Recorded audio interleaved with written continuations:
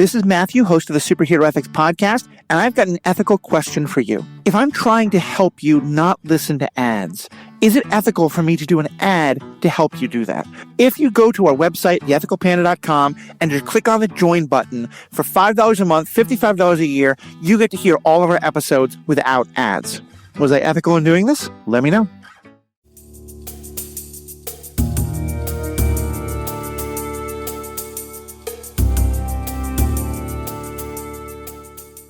Hello and welcome to this episode of Superhero Ethics. Friends, as many of you know, in a former life, I was a pastor in the United Church of Christ. I love theology still, and I love talking about it when it is a part of the movies and shows and things that we love.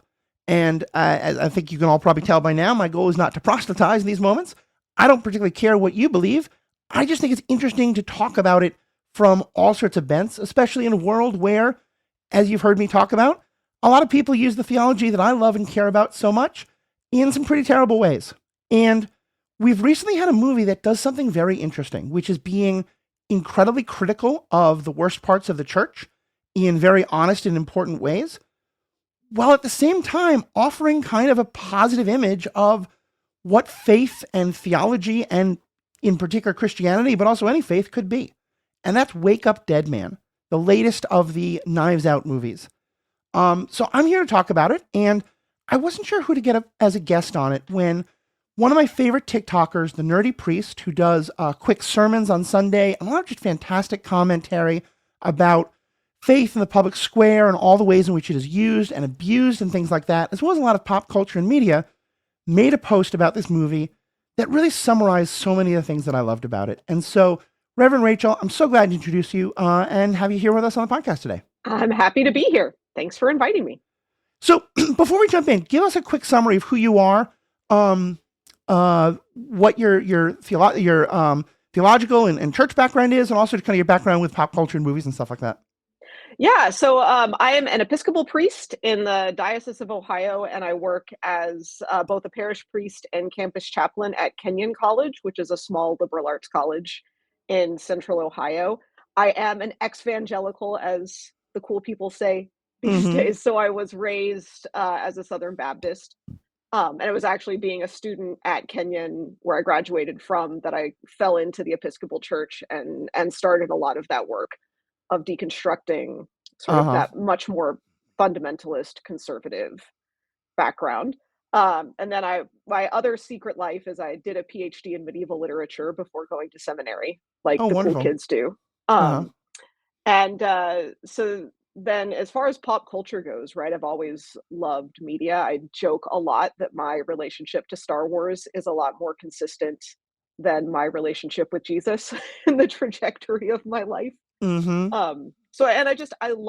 think, right, I mean, again, I have a PhD in literature. I love analyzing texts, and I love, whether that is movies or TV shows or books, I like analyzing and criticizing media.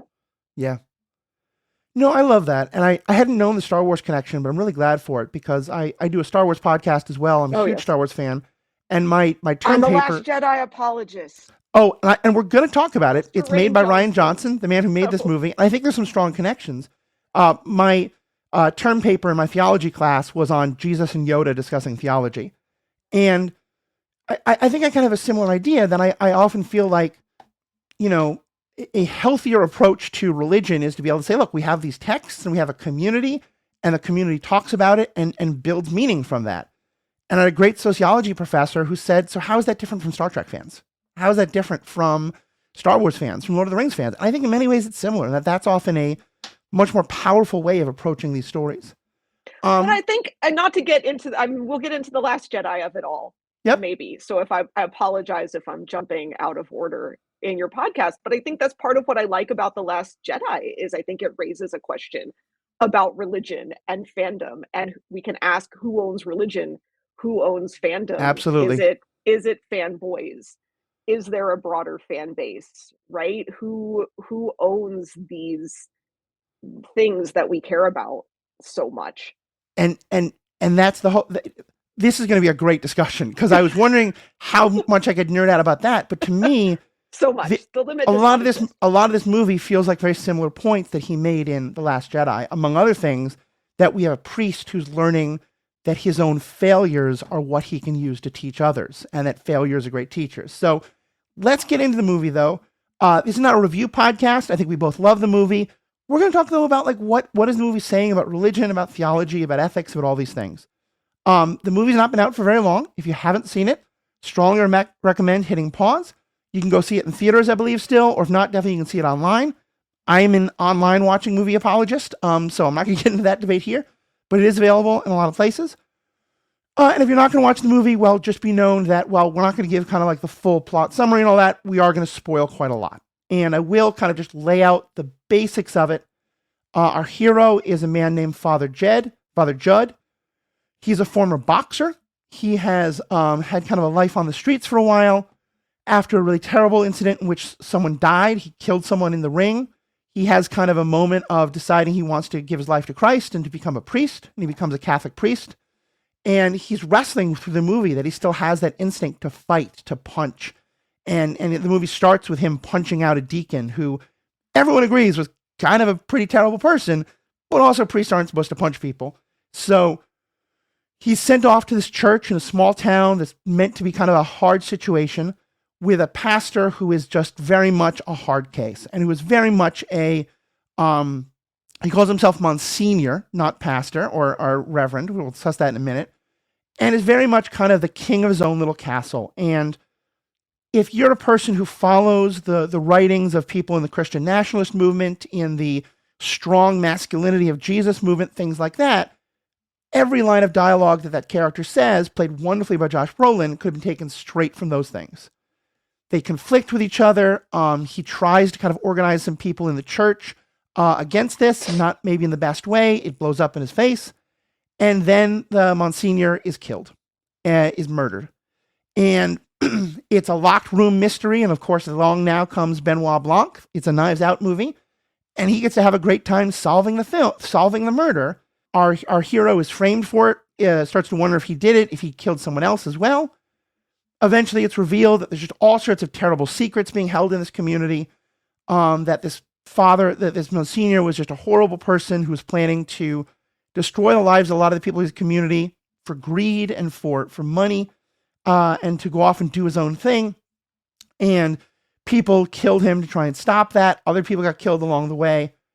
And in kind of the penultimate moment of the movie, Benoit Blanc has talked a lot about, if you've seen other Knives Out movies, how much he loves to give the oration where he wins over his opponent, and he gives his monologue of, here's the whodunit, I've solved the case, I've proven to this person, I've made them confess, I've shown the evidence, look, police, go and arrest them. And in a moment, he has what he calls his own road to Damascus moment. He's very much an atheist, and that does not change in the course of the movie, which I think is a very important point. But he realizes that, as he says, he can't be the one to solve the mystery. Because as it turns out, the person who did the killing is kind of just needing that one last push to confess, is feeling the guilt, has already taken poison that's going to end her life. But he's able to step back, give room for her to give her confession to Father Jud, and in so kind of like wrap everything up. And then what I think is a really important coda, because there's a sense of like, has the great Benoit Blanc, atheist, seen the light and decided religion maybe is pretty okay.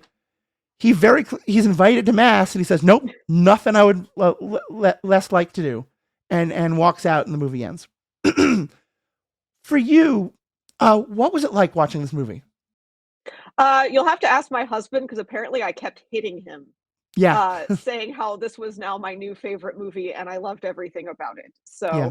I think that, but I also, I think it was both being so fascinated by some of the choices that Rian Johnson was making, and then also, like, I wept at the Yeah. end. Like, the last 5 minutes or so, I was not just a little bit crying, but Yeah. really crying.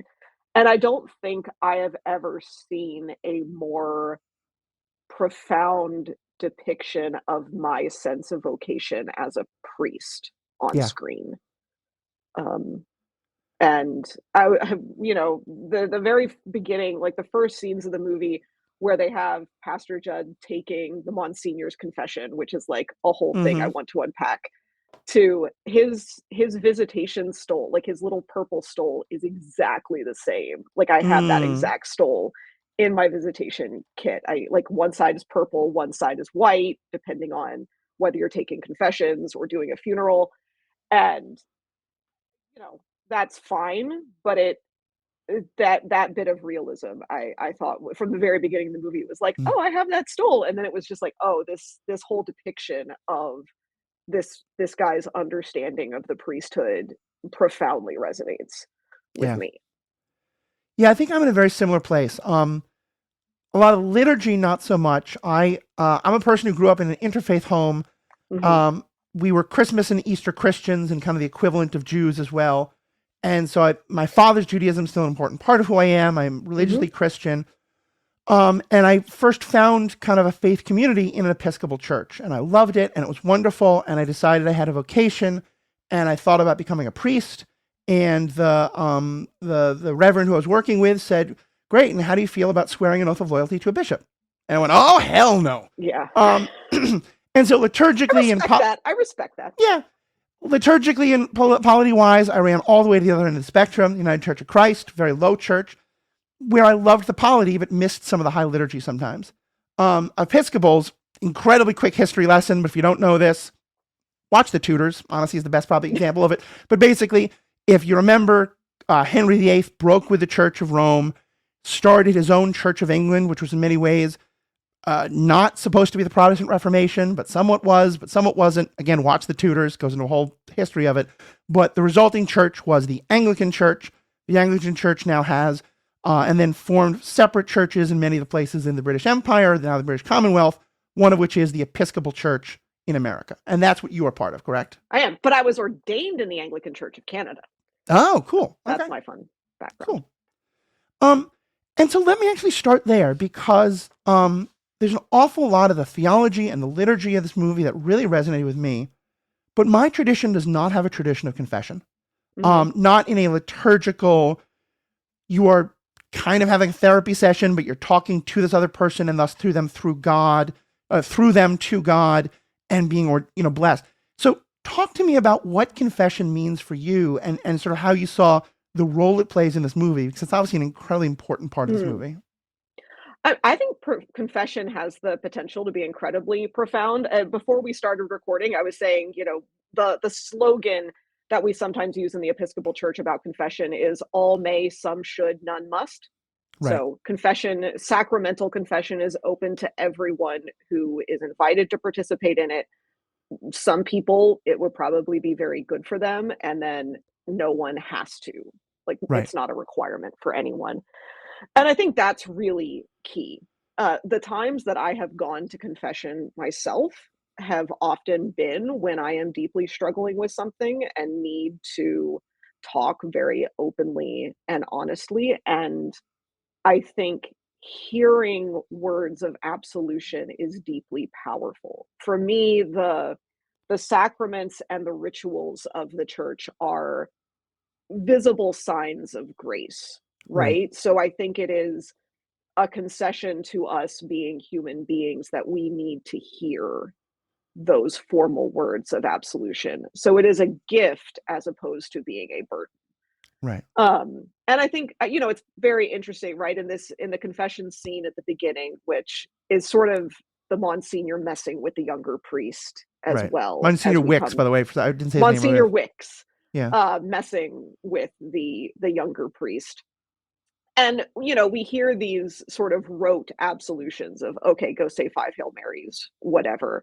Right. The times when I have found confession most meaningful are when I have spoken with a priest where the penance given is something that is actually trying to make right Right. whatever I have confessed, right? If I am times that I have confessed something about a personal conflict or how I have treated someone, the penance is, right, what is something kind you can do for Right. them? How do you actually do something that demonstrates the change of Mm. heart? And I have been less moved by the times when I have confessed to a priest and they've just said, go read this psalm or pray this Right. prayer. And so when I have had the privilege to hear confession, and what I find interesting working on a college campus is I have had more college students come to me Mm, seeking to have formal confession than, non-student types, as we call them in right. our congregations sometimes, that I do think there is something where young people need spaces to feel unburdened. Yeah. And so when I have the privilege to hear confession, I also try to make that um, absolution and penance something in that sense of Right. how do you make restitution? How do you actually reconcile? Not just a rote prayer you say because you're Right. supposed to say a prayer. Now, I'm going to imagine that an awful lot of our audience already have started bristling a bit. Because I the can idea, imagine, and yes. I think that's something the movie's very well aware of. And that's why I wanted to start here. I think for a lot of people, and I'll admit for myself included, the idea of confession, particularly in the Catholic Church, often carries with it a lot of our most negative feelings about church and Christianity as it exists in the world today. First of all, the idea that it's like sexual sin that has to be confessed, and just a lot of the awful sex negative ideas. In it, as you said, Monsignor is screwing with him. One of the things he does is he confesses in great detail all the times he masturbated. He's really just trying to make this other guy uncomfortable. Yeah. Um, but also just it can carry almost like two different attacks that I think are made against Christianity that I think are pretty fair for the most part. One of which being the guilt and the idea of trying to control people by reminding them that we are sinners in the hands of an angry God and we are terrible and wrong and you have to confess before your priest and your God and thus keep the power of the priest and all that. And also the idea on the flip side of, oh, it's okay if you're a terrible person because as long as you confess, don't worry about it. You're a big capitalist, but you confess that you feel bad about what's happening to your workers. Say 5 Hail Marys, and you're going to be fine. Um, what do you again think of the way the movie uses confession, given all that history and stuff like that, and given all of that, I think very legit critique people have, and the way, fairly or unfairly, confession has become kind of a symbol of that worst part of Christianity in our world today. I think you raise really good points, right? And I have said many times that I think for the teachings around forgiveness Mm-hmm. is both one of the best and worst things that Christianity has to offer, Yeah. because I think we desperately need forgiveness. We both need to receive Mm-hmm. it and we need to be able to give it. And yet, let's be real about the ways that teachings around forgiveness is weaponized, particularly around marginalized people, Yep. right? And I think that's very real. I think the confession is what you say about confession in the film is interesting.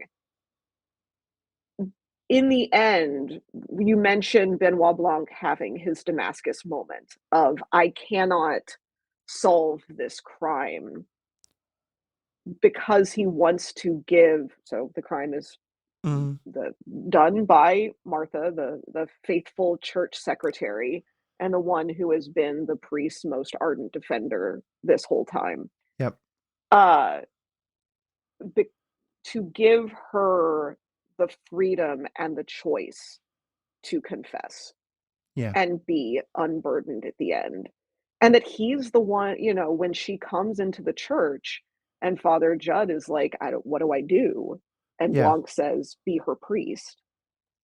I think it is recognizing that capacity of confession to be either a gift or a weapon, Yeah. right? It can be a gift of grace. And we can talk about the name grace in Yep. this film and the role of grace.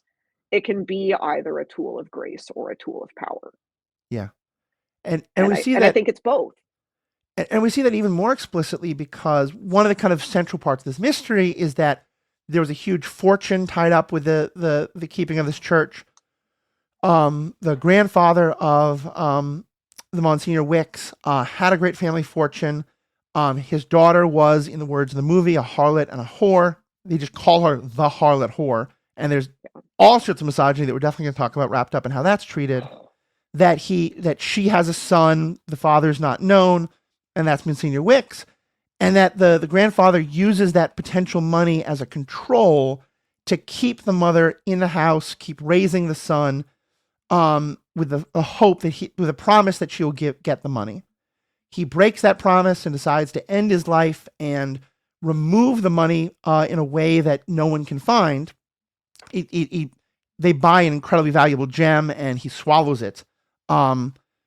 This is where there's some parts of the movie where you sort of think, I don't think a gem would survive the human digestive system very well and keep all its value. But putting that aside, we can have a little, hand waviness. I'm a romance reader, and we talk about romance reasons, and you accept it. This is murder mystery. For murder mystery reasons, we accept. Exactly. So, anyway, the point being that, like, Martha knows where that gem is, and it's a secret that she's kept, and she's often felt very guilty about how she treated this woman, denying her that secret and all that.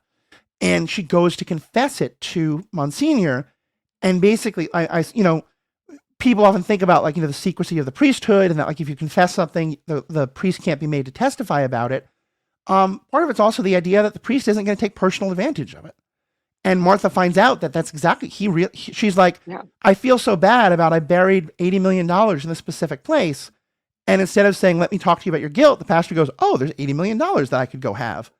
And he goes off on it. So yeah, I never even gone that far, but I think that description of confession as a weapon and confession as healing grace is really shown so well in this movie. Yeah. Well, and I think guilt, right? Look at the character of Martha. Guilt is destructive. Yeah. Guilt that is kept bottled up, guilt that is not released is just, it's destructive to her. It's destructive to the church. It's destructive to the community. We need ways of releasing guilt. And let's talk about her for a second, because one of the critiques I think that people often make about Christianity that I think is very, very fair, and I've made it, and you make it great length and very well, is about misogyny that is so often wrapped up in it, and that is very wrapped up in, like, I want to say it's very wrapped up in the evangelical movement and Christian nationalism, but it's everywhere. It's everywhere. And her being named Martha feels very significant to me. There's a story in the Bible about Mary and Martha, and Martha feeling like women are only supposed to do what women are supposed to do, and Mary is the one, and Mary is sitting at the master's feet, and there's all sorts of connotations to that story that we can get into. But just like there are two major women characters in this. There's a couple of others, but at the heart of this story of the misogyny, Martha and Grace. Talk about what you think this movie was saying and how it resonated with you about misogyny in the church and how sexuality of women, especially, is deeded in the church through these two women. Well, I will say that, and I think this one came from my husband, that obviously Martha had to be the one to do the crime, because only a church secretary would have the organizational skill to concoct a crime with as much administrative work involved as this one, right? But I mean, the church has relied on the labor of women forever, right? I mean, I used to have this conversation so before I came to my current role, I was in a larger multi-staff, like, church in Midtown Toronto. And I loved the senior priest that I worked with was a deeply good pastor and a very great mentor to me, right? So I don't mean this to disparage him, but one thing that we used to get into is he would talk about how the church was run by women, and he took pride in how much of, like, the administrative staff and the pastoral support was women, and the church is run by women. I'm like, but dude, you're still the boss. Yeah. Right? Like, at the end of the day, you're still the boss, so it's not really, patriarchy is still being upheld. And I think, like, there's a real parallel there between the unpaid labor of the home and the unpaid labor of the church. 100%. You think about, like, women, especially, people who are stay-at-home mothers or housewives or things like that, like, it's thought of like, oh, the husband has to do the work, she just gets to stay at home all day. No, she's doing the laundry, she's doing all the cooking, she's doing the childcare, she's doing all the planning of the house and the budgets 100%. And all that kind of stuff. And in many ways, sometimes they're paid. I think Martha is a paid person in some ways, but often they're volunteers, and often they're being paid something, and their volunteer hours are, like, they're being severely underpaid, or not being paid at all, or whatever it is. Absolutely. And especially in the Catholic Church, and they name this to some extent in the movie, so I don't feel like I'm pulling this out of thin air, where priests are not supposed to be married. women volunteers do a lot of that kind of unpaid work of preparing his meals and doing his 100%. laundry and like theoretically nothing of the sexual romantic, although certainly that happens sometimes. But they say like she cooks all of his meals and all that kind of stuff. Men aren't supposed to be married. The priests aren't supposed to be married, but they all have housekeepers. Yeah, basically. And where do you see that in her story in terms of like because for me, it felt like that one of the things that comes to a head is that she has all this guilt. She also has all this resentment because of it, because she's put so much in to her belief in the goodness of Monsignor Wicks. And then when it crumbles, she has shatters. Nothing else. Yeah. And I mean, you bring up the story of Mary and Martha, and I think it's so important. And I struggle with that story so much. I hate it when it comes up in the lectionary because I think it's so hard to preach. Yeah.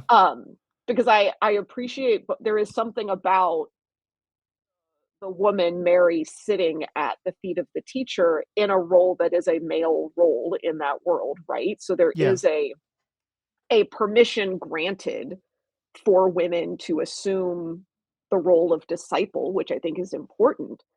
But it's also this, Martha is both she's vilified for doing what is imposed on her for in that world. I mean, it comes back, everybody wants a revolution, but no one wants to do the dishes, right? Yeah. Like that work is so important, and yet we demean it. Yeah. And she's vilified and she's dismissed in a way of she's vilified and dismissed. And I understand the point of the story, and there is something higher that you can be, right? There is a learning that we are called to, but it seems so unfair to disparage a woman for doing the work that she has been given to do and that someone has to do, right? And so I think it's a really difficult text, and one that I struggle with as a priest and as a woman a lot. You kind of wish that there was there's nothing wrong with Mary doing this, but Barnabas, you're not paying attention to what I said, so why don't you go help Martha? Why don't you go do the dishes, right? Like some element to that. That's the thing. And I think this is part of the challenge of like real feminism. There is the feminism that feeds into patriarchy because it encourages women to take on roles traditionally associated with men, which is I'm a priest. I'm very grateful for that. I wouldn't be a priest otherwise if we hadn't had that movement of feminism. But then we also have to talk about okay, what is the unglamorous work that has traditionally been associated with women, and do we continue to dismiss and demean that? And I do podcasting as kind of a side gig, but my wife is wonderfully successful in her field of computer science, which is happily very well rewarded. And so I'm mostly a house husband and a stay-at-home parent these days. So yeah, no, get and that my very husband much. is also mostly a house husband and a stay-at-home husband. So isn't he also the mayor of a town? He's also the mayor of our town. Yes. Okay, that was a recent development. But it's also our town has 1,000 people. It is a very part-time gig. I like that idea. Side gig, like you do a side gig, like podcasting a bit or doing some laundry for other people or being a mayor, Be a mayor. We are a village by Ohio municipal law. I love it. Well, and so talk more about, and so she has this conflict that's at the heart of the dark past of this church with Grace. And Grace, as I said, we are only ever introduced to through the memory of everyone else, which is very dark and very, but again, to me, Rian Johnson understands filmmaking so well because he does that thing where, it's someone's narration of it, but still we're getting to see it. And so there's an incredible scene where they talk about that when Grace realizes that no one's going to give her the money, she comes in to destroy the church. And we're clearly being told it's because she's lost in sexual sin and she's degenerate and of Satan. But the way it's shot. Well, we don't know. We don't know at that point that she's destroying the church because she lost the money. Like in that initial shot. Oh, that's right. We just know that she did it. The revelation at the end is because it was denied her. Yeah, she was denied, and she was looking for it. But what we think at the very beginning is that she's just tearing up the church because she hates God and she hates the church and is an agent of Satan. but it's done in this way where she comes in a white negligee, Yeah. and the moon is behind, and she looks like an avenging angel, and Yeah. it's like you're being told she's so terrible, but the setup and the lighting makes us want to root for her. Yeah. Talk Well, about- and I keep grace a is like we have such a sanitized idea of grace. Mhm. Is grace threatening? Well, Is grace destructive and of again, for things that need to be destroyed? our non-theological audience, what is grace? We're talking about like the noun grace, not the name of a person. Yeah.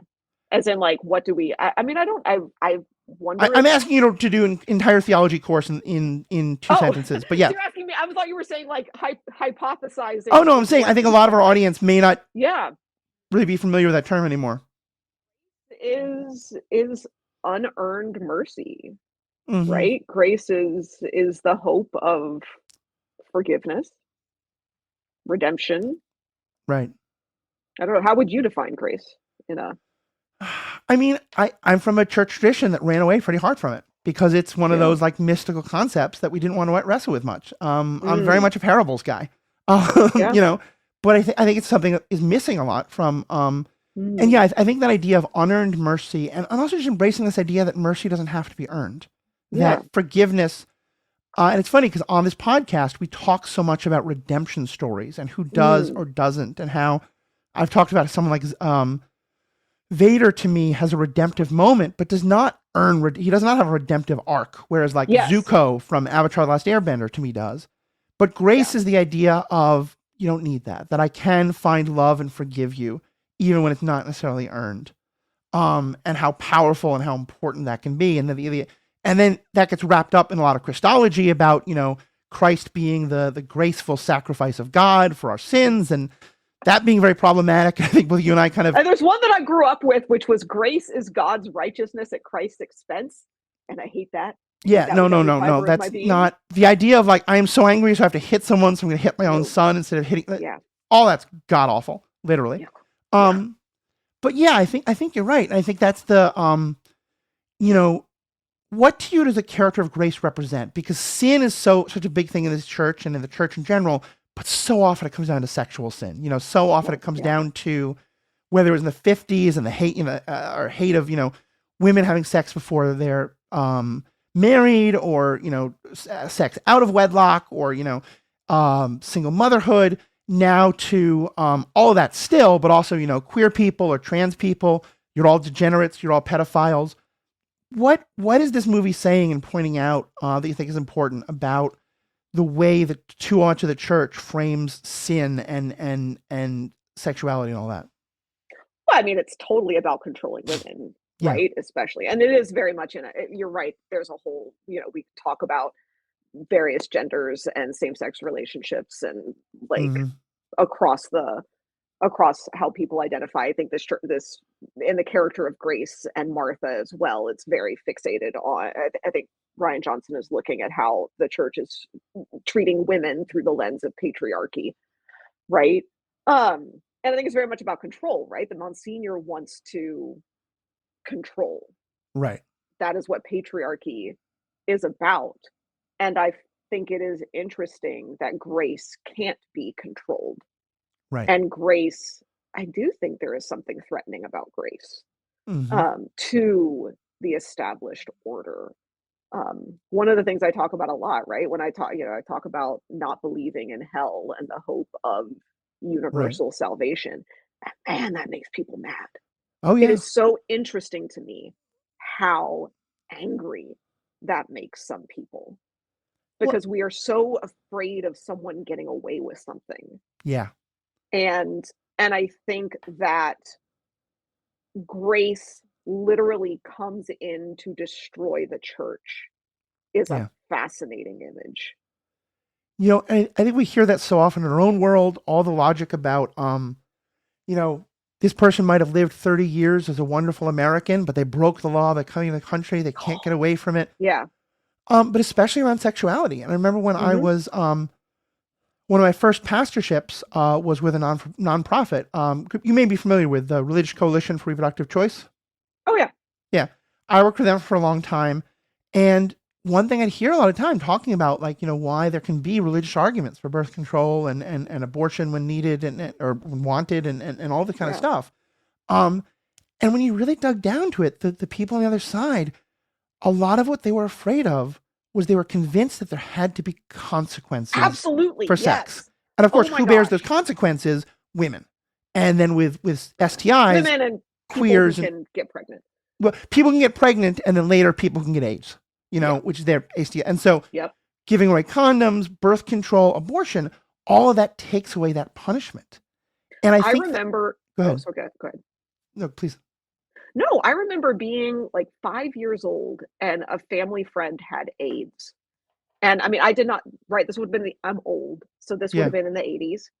And obviously understanding this backwards to, right? Having Yeah. AIDS in the AIDS crisis.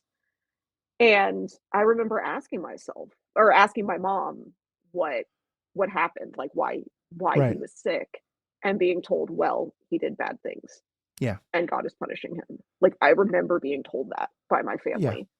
And I mean, it was years later that I put the pieces together to actually understand. But it's 100%. The idea that there needs to be consequences. The concern I spent a lot of time in the pro-life movement when I was in Mm-hmm. high school and college, and absolutely, the idea was you women need to be punished. Yeah. And it's the same people who will talk about children being a blessing who are like, "But it's a punishment and a consequence." So pick Yeah. a lane. Pick a And lane. and I think it's so true, and I think it's something that applies across the board.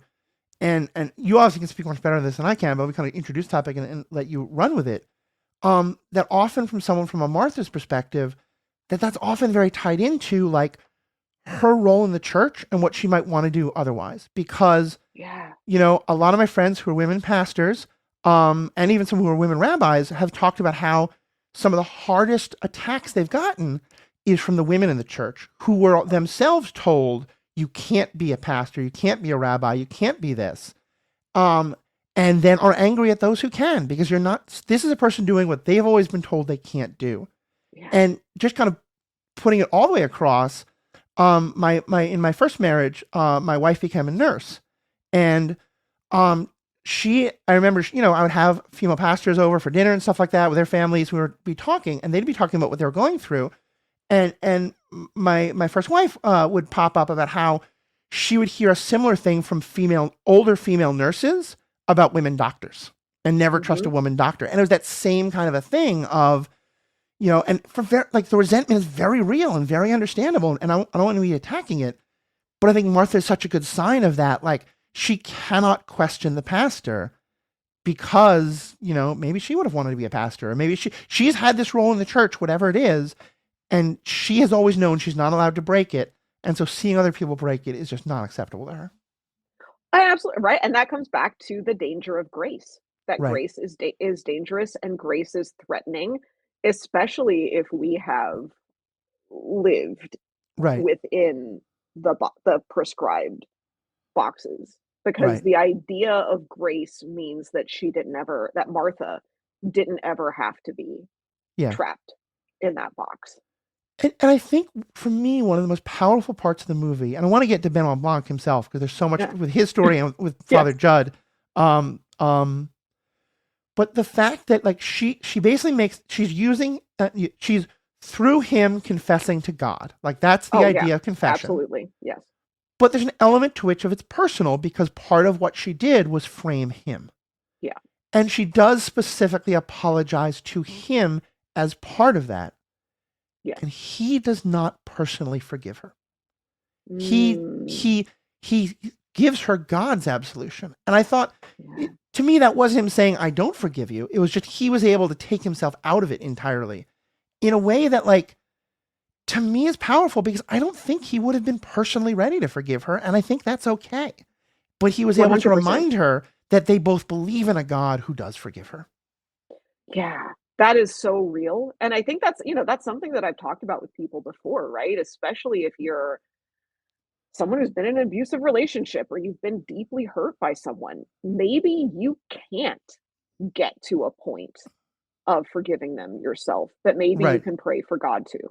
Right. I think there's a lot, I take a lot of solace from the words of Christ on the cross. Father, forgive them, they know not what they do. Like Yeah. we can put our trust in God as the one who bears the burden of forgiveness and grace, and sometimes the best we can do is open ourselves to that, even if we can't quite get there ourselves yet. Yeah. No, I think it's so true. And so let's now turn to Father Judd, because he embodies, I think, so much of the message of this movie. And I can't demonstrate this over our podcast, but he does this great physical gesture where he talks about how, as a boxer, his reaction was always like to put his fists up, and that he wants to move from that gesture to the open-handed, warm embrace of Christ. And he talks about, like, someone says to him at one point, like, we want, when they're sending him to this new church, they say, well, we kind of want you to have that fighting spirit, because the world is a wolf and you are the shepherd, and that, like, you're supposed to protect your people from the world. And he says in this wonderful response, you believe that, and soon everyone you don't understand is a wolf. Yeah. And that theology is one that the Monsignor preaches all the time, that the world is terrible and we have to fight it. We have to be warriors for Christ. What do you think is going on in Judd's kind of journey of this, of fighting his own desire to fight back, and the embracing of the idea of not seeing the world as the enemy? I mean, I think I like that they don't just have him overcome that temptation really easily, Yeah. right? I think it'd be a much simpler film to just have had him as a former boxer who killed someone who had had a profound conversion and now was so easily moving to this open theology of love. But that Yeah. the impulse to protectiveness is so palpable, and that it's human. I like that it's not necessarily aggression, right? The arms up Yeah. in defense is not necessarily aggression. It is self-defense. Right. And that, while it's natural and understandable, becomes a destructive Yeah. tendency. How easily fear leads to very Star Wars here. Fear leads Oh, to yeah. anger, anger leads to hate, right? That you have to wrestle with the impulse to protect. But that leads to, they talk about the congregation and the flock becoming so calcified. It Right. has reduced to this like tiny core of people, because everyone else has been pushed away. Right. And so while that's a very understandable, very human impulse, it is one that becomes incredibly destructive. And there's risk. There is risk involved in the open arms. You do risk being hurt. Yeah. And I think it's part of it. And then we go back to grace is destructive. Or not Right. destructive. That's maybe not, but grace is threatening. Yeah. Grace is scary. And that we want to control grace, and so we want to control God. And there is risk inherent in the open arms. Yeah. No, definitely. I think, I can that. can I talk about my favorite shot? I don't know if this leads into my favorite shot Please in the do. film, which I mentioned in my TikTok about this, but the scene where former sexy priest Andrew Scott, right? Yes. Former sexy priest, hot priest, is this author, very patriarchal author character, right? Who is writing Oh, his spiritual manifesto about how great Monsignor Wicks is. And he has his line about how we don't need some pussy who's just going to lie down and take it. We need a warrior, with the crucifix right over his shoulder, yep. right? It is Christ, so and perfectly it's done. you're just like, Rian Johnson, you're not a subtle man, but is inherent in the open arms of crossed on the Christ is sacrifice. Right. It is death. Yeah. And I think that's so much of what this movie's about. And that for a lot of the movie, part of the point is that when someone's fighting you, it's very easy to fight back. And he doesn't, Yeah. like, and that, again, that can be taken to a place of therefore always turn the other cheek and let them walk all Hmm. over you and let them hurt you. And that's not what this movie's about at No. all. Like, I think it is very clear that in Martha's dying confession, she's literally already taken steps to end her life. Yeah. And so it doesn't matter. But I think he very clearly would have said, I grant you God's absolution. You are forgiven of your sins. And now let me walk you over to this police officer because you are Right, still going to be tried for exactly. murder. And You're like, still gonna be, yeah, you still have yeah. some comeuppance due And, you. and like, I assume you and I both have a lot of the same problems with the prison industrial system and all that kind of stuff. Yeah. But still, I think that, it doesn't mean like, okay, you're forgiven, go out into the world and No. like everything's fine. Yeah. That there has to be some idea of how do you both forgive someone for the harm they've caused while protecting yourself and others from the harm that they cause and the harm that you may cause and all that kind of stuff. Forgiveness and reconciliation are two different realities. Right? We can forgive without being reconciled. Yeah. I was no contact with one of my parents for a long time, and I forgave Yeah. them probably about 6 months before I resumed contact with them. You Yeah. know, and that was important. But in regard to this stuff, like there's one moment in particular that I think I misunderstood. I think I misunderstood the first time and better understood the second time. But tell me what you think, because at one point he resolved that he wants to start not fighting the pastor necessarily, but trying to offer a different direction for the church. And so he brings together people for a prayer meeting, a prayer circle. And it feels very innocuous at first and very kind of like we're just doing, but everyone is super suspicious and they judge him and they misunderstand him. And it comes up that he didn't actually tell the Monsignor that he was meaning to do this. Yeah. And it's presented as that was just a totally innocent mistake, no big deal, and it's totally wrong for everyone to get so mad about it. And at first I was like, I think this writing is a little off, because I think any pastor would know you shouldn't really do that. You should, of course. And the second time I watched it, I realized, no, I think this is actually intentional. It's that's the problem, is that he's not trying to help the church at this point. He's trying to fight Monsignor for the church. Yeah. And so Yeah. it is his way of punching back. Like he describes that the Monsignor's confessions are a punch. There's both literal punching and so metaphorically, it's his way of punching back, and that's part of what he has to realize. He's being drawn back into this fight mechanism, and that's what he has to get away from. That's real. I haven't really thought about that at all, but I think that makes a lot of sense. And I think what it raises is the really challenging question of how do we fight then the Monsignor Wicks of the world? How do we resist them without falling into the same tools? Yeah. I think is the real. I wish I had an easy answer for that. Yeah. But I think that's the challenge. Yeah. No, I think so. And of course, there's this kind of preeminent moment that's been talked about so much. I want us just to quickly touch on the theology of it, but I think it's almost kind of the lowest hanging fruit, but it's such a powerful moment in this movie, which is when he is at his most sort of distraught and focused on his problems and focused on, and I don't mean like he's navel gazing. He's under threat of going to jail for murder he didn't commit. He's very legit things going on.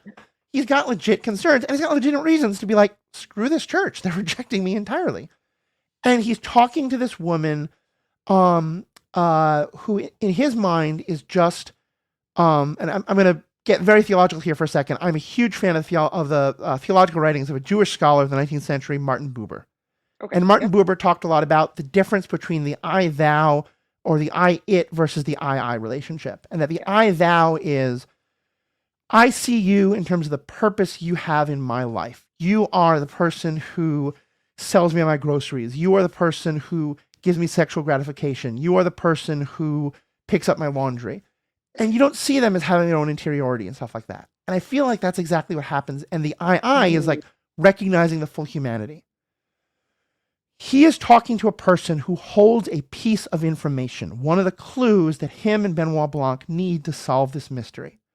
And there's no reason. She is a random person on a phone from a different town, a different construction. He has no reason beyond just basic humanity to see her as anything like that. And she's being, I deal with customer service all the time. I try to be as polite as I can. Yeah. And I think customer service people are totally, they have a horrible job. I have all the sympathy in the world.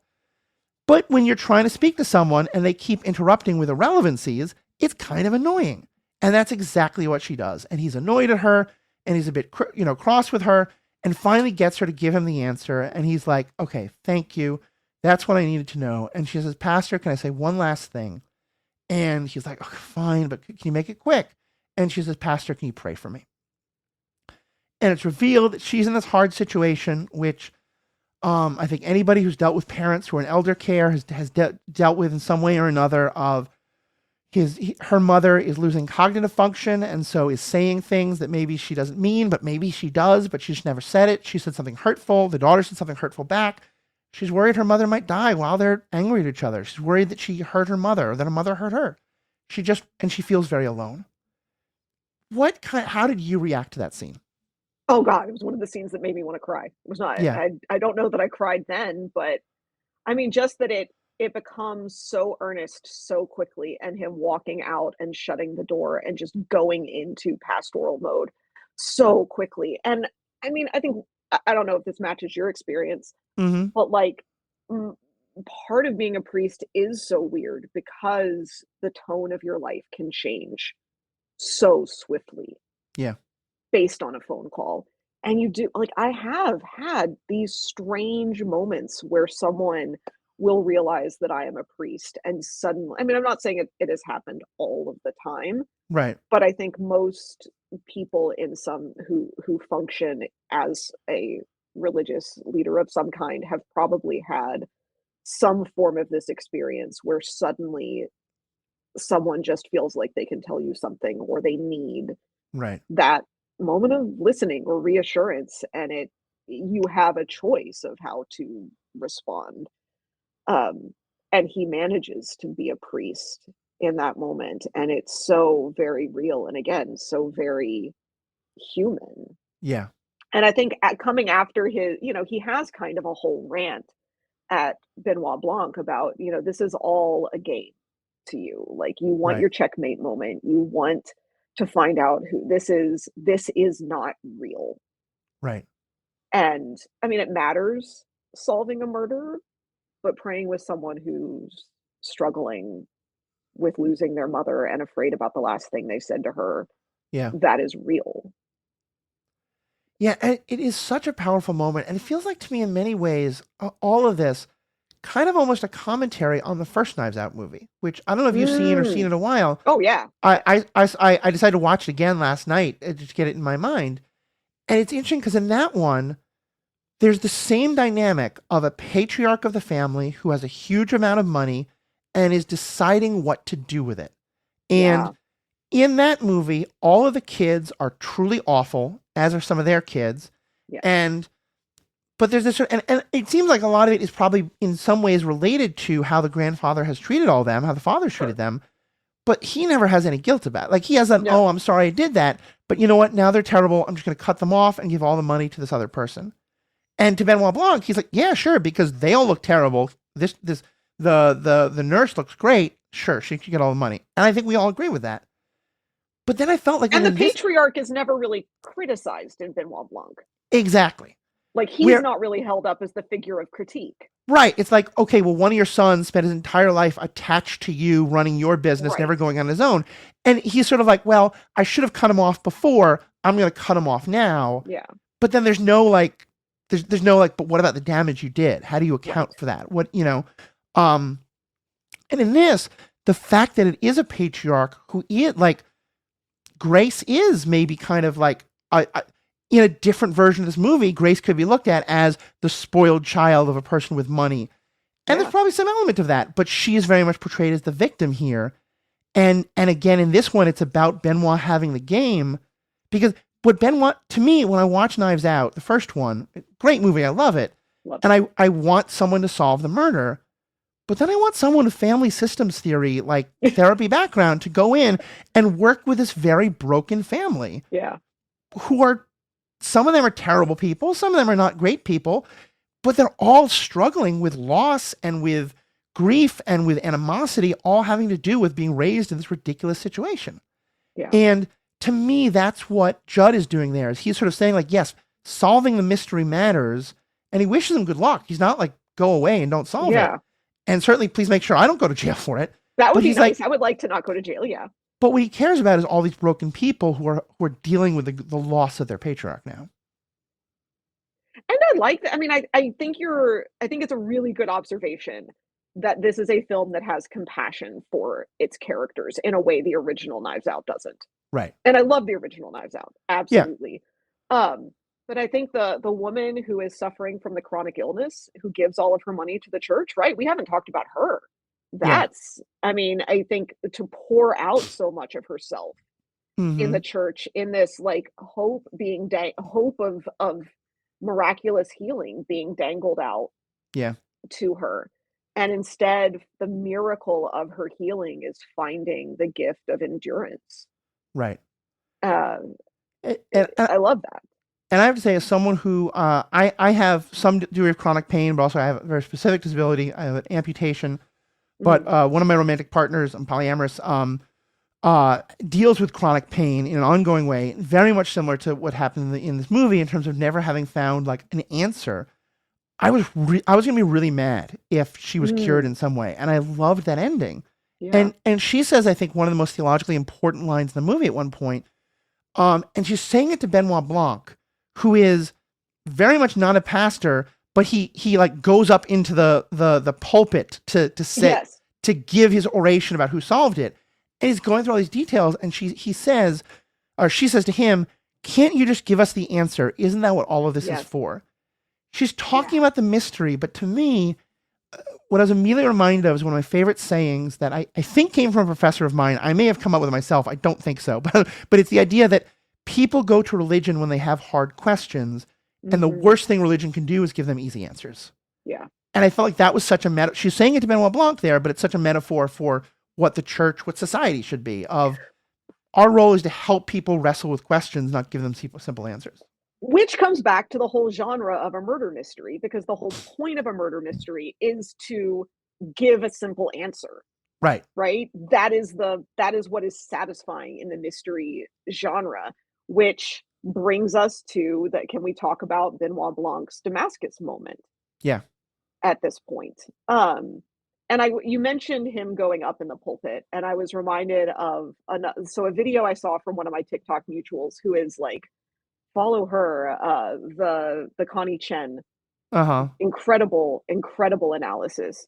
But she had a very nuanced and complicated take on this movie. But she talks about Hmm. Blanc going up into the pulpit, and that's what he rejects, right? He has his Damascus moment, realizing that he cannot solve the case. Not that he is physically incapable of solving the case, but he cannot Right. continue to perpetuate and act in that role of patriarchal authority by speaking for grace, speaking over grace, as has been done, not Grace, Martha, Right. as has been done for her entire life, and comes down from the pulpit. And that the film is not a binary of religion versus atheism, or religion versus reason, logic, Right. whatever.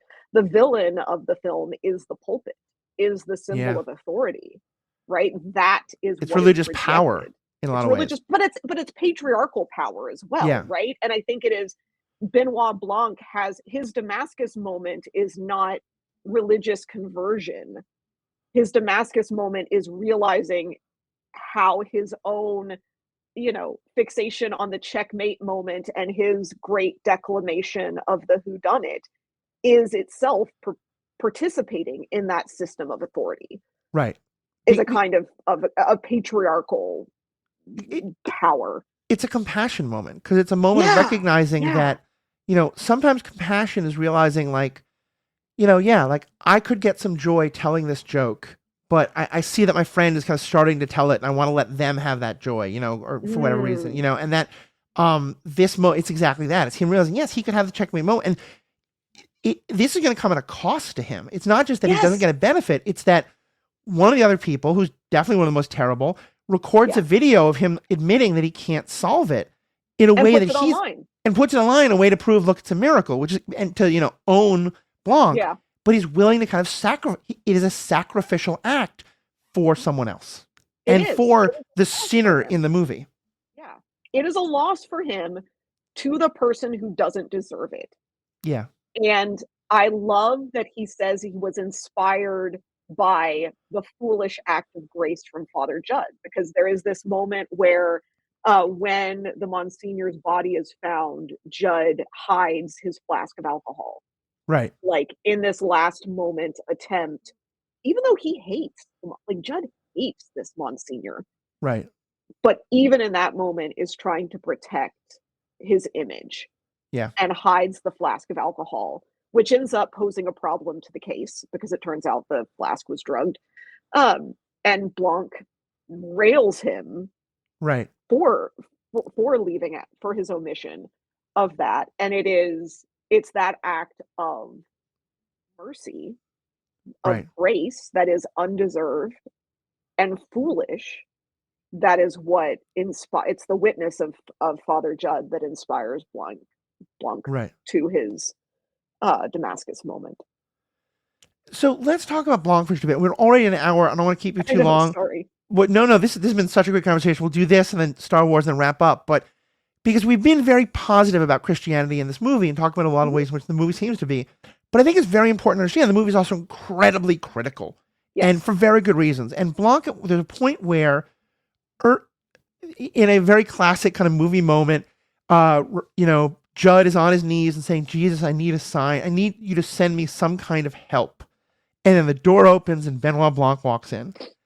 And we all know he's a detective, but he's acting as though he's just a random guy walking into a church on a Saturday afternoon and not letting Judd know that he's there to, begin the police procedure with him. And Judd treats him like a visitor to the church and trying to be exactly the opposite and being open-minded. And he's not evangelizing to the guy, but he's kind of like, well, I'm kind of curious. So he's like, tell me what the church makes you feel. And he's being like, you've probably had this moment. I certainly have had, and I think it's very important. Lots of people, when they find out that I'm a Christian and that I used to be a pastor, want to tell me all the things they have against Christianity. And I've seen a lot of people apologize for swearing. Or apologize for swearing. I don't know if this was true for you. I was single for a long time as a pastor, and wow, it was dating was ridiculous. But and I think that's very fair. And I think in this case it's not, but I think it's easy to get defensive. Judd is not that, but he kind of gently says, like, what does the church make you feel? And Benoit first is trying to be polite, and he talks about the architecture is interesting, but then he has this great little speech, and he says, I feel the grandeur, the mystery, and the emotional effect it's supposed to have on me. And it's like someone has shown a story at me I do not believe.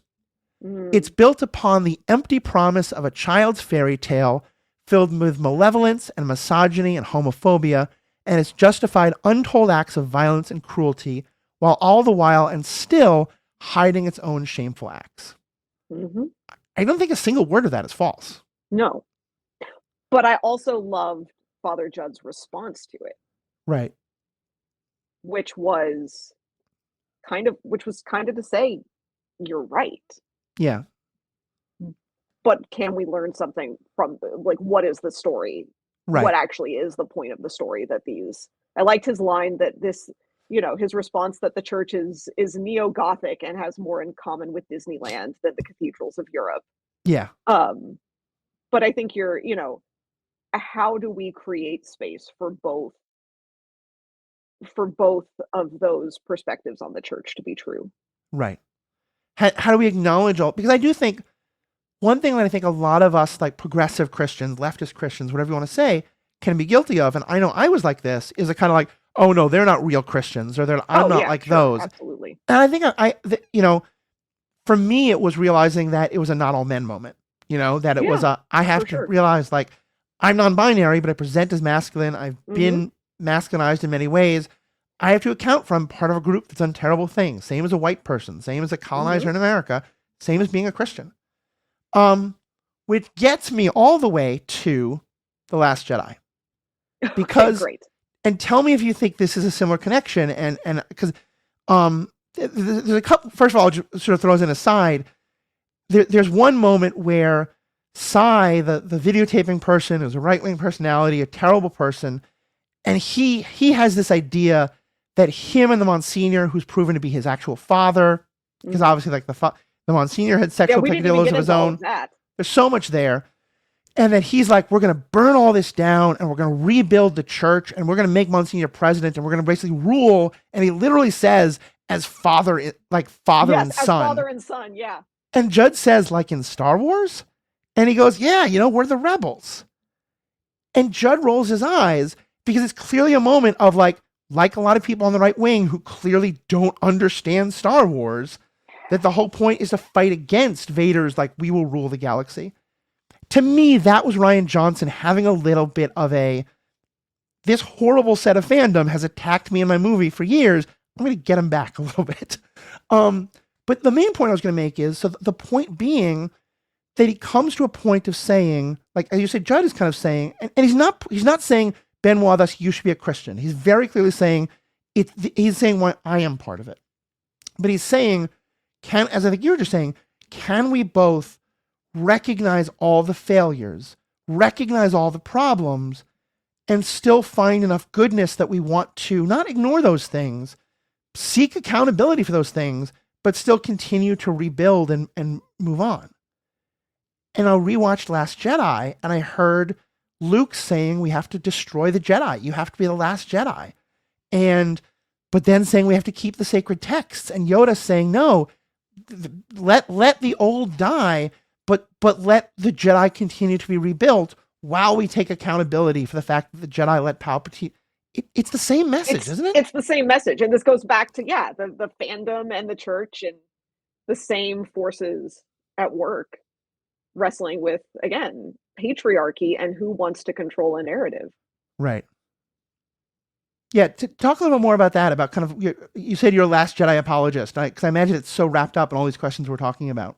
Oh, sure. I mean, I think you can talk about ways in which The Last Jedi is an imperfect film, maybe like technically, but for me, it's the only movie of the sequel trilogy that actually tried to do something, that actually tried to say something. I'm also a vague Force Awakens apologist, just because, again, I think for me, seeing a woman protagonist in the sort of chosen one role, I loved, but I think it's about who controls narratives. I am a Rey nobody versus Rey Palpatine. I think the story of the sequel trilogy would have been so much stronger if Rey had just been no one.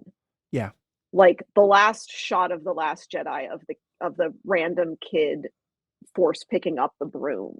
Mm-hmm. And this idea that you've had that we're allowed to question the Jedi, right? Like Star Wars fandom, the Jedi have been the good guys, the people who the fandom venerates, and you recognize how they have participated in, right, these systems of power and authority. And even Luke Skywalker, we can question for being a flawed hero. Mm-hmm. That doesn't mean Luke Skywalker is terrible. It means he is a flawed hero. Yeah. It makes him a more interesting character. And, the fanboys can't handle Luke Skywalker being problematized. He has to be the strong masculine. He has to be. So it's warrior. Again, does the Star Wars saga have to be the Skywalker saga? Does it have to be rooted in this people? Or can the Star Wars saga be everyone's story? And that is where Rey being a nobody would have been such a powerful point to land on. Yeah, as well as just getting away from the idea of chosen one and that you have to be part of a sacred lineage and all that kind of nonsense. Yeah. And pulling it back. And Rey Palpatine was just stupid. Yes, fully agree. Totally with you on all that. I have a lot of nuanced takes, and then I just had to say that. Yeah, no, I'm with you on all of that. And I think for me, it was a very revelatory moment when he says all that, because I had been kind of a very critical person of the Jedi. And when I look, and I'm not an Anakin apologist by any means, but I think there's a lot of ways in which, the failures of the Jedi and all that. And I think more than anything, I'm a big believer in across the board, blind obedience being a terrible thing, blind faith being a terrible thing.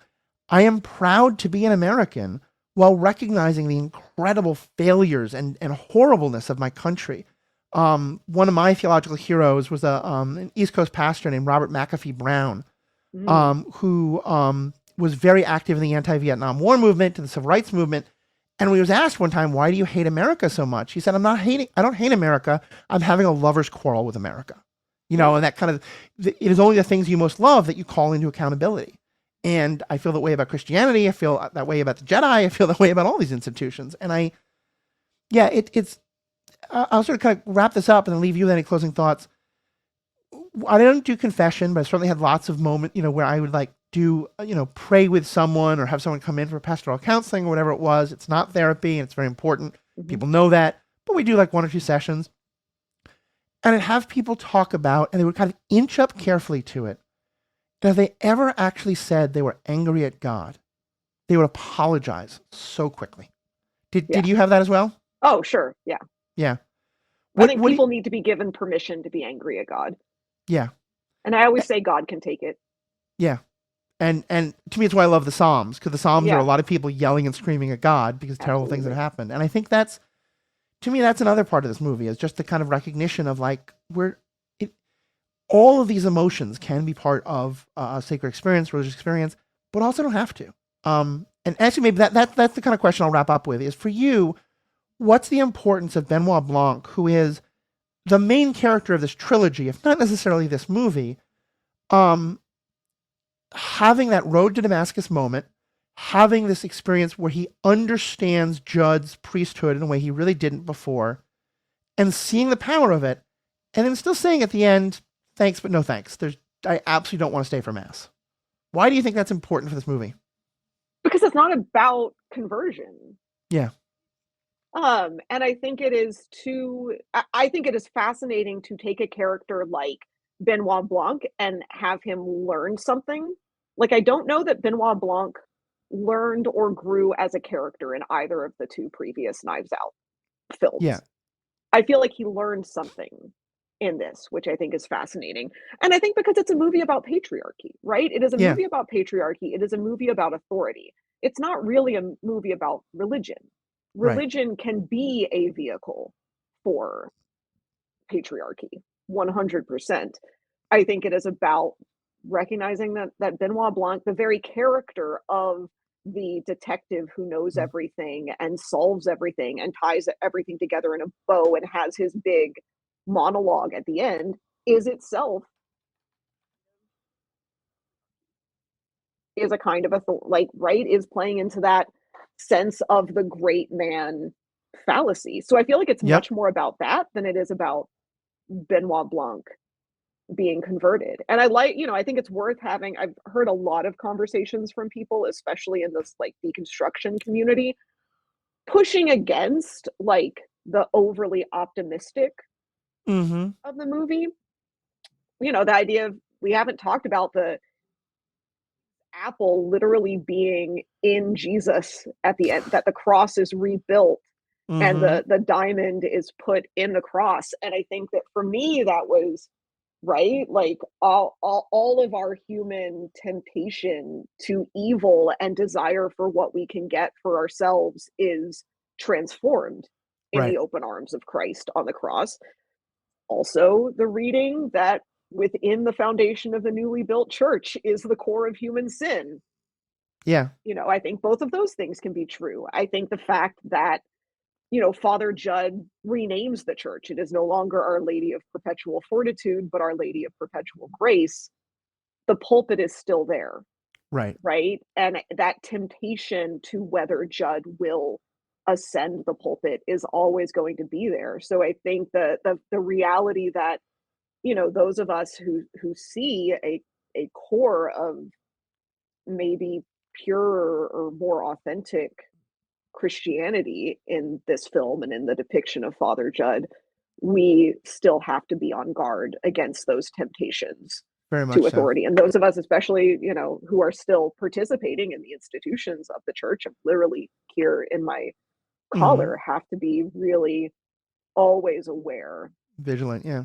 of vigilant of how those systems can be used for harm or good, right? I'm not an anti-institutionalist, or I wouldn't be a priest. Right. Um, But we have but to be aware of but that to be possibility. aware. Yeah. And I think that's where, I looked it up later. Like, Rian Johnson is not a Christian. He's an Nope. ex-evangelical. He grew up in a very conservative, I don't know evangelical actually, but he grew up in a very conservative household and kind Yeah. of walked away from it, but still wrestles with it. And one of my favorite lines from The Last Jedi that I do think is because obviously a lot of Luke's anger at the Jedi he kind of steps back from, but this one line I think is held true, is he says that one of the hubrises of the Jedi was believing that they were the only path to the light side of the Force. Yes. And to me, that is 100% a missile aimed at the heart of Christianity. Yeah.